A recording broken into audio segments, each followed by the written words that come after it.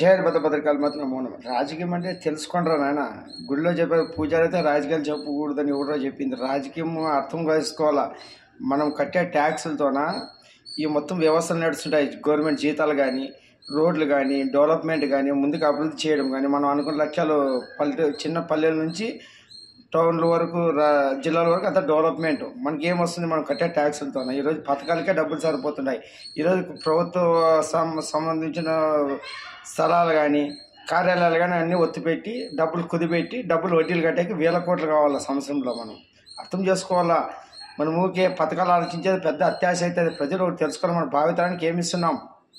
అప్పుడు మనం ముత్తాతలు అందరూ కష్టపడి మనకి ఈ మాత్రం మన స్థలాలు వంశపారంగా వ్యక్తిగతంగా కానీ గవర్నమెంట్ పరంగా ఇన్ని వినియోగించి ఎన్నో ప్రాజెక్టులు కడితే ఇప్పుడు ఆ నీళ్ళు తాగి పంటలు పండించుకుంటున్నాం. ఈరోజు ఒక పోలవరం కూడా కంప్లీట్ కాళేశ్వరం కట్టినా కూడా అది కూడా అవినీతితో అంత గందరగోళం ఉండాలి. ఇది మనం చేసుకునే వ్యవస్థ. అందుకే మన ఆయన వస్తున్నారు వీరభవ సంక్రాంతి వచ్చి దిశానిర్దేశం భారతదేశం ఎట్లా పాలించి విశ్వగురు చేస్తారో మీరు చూస్తారు.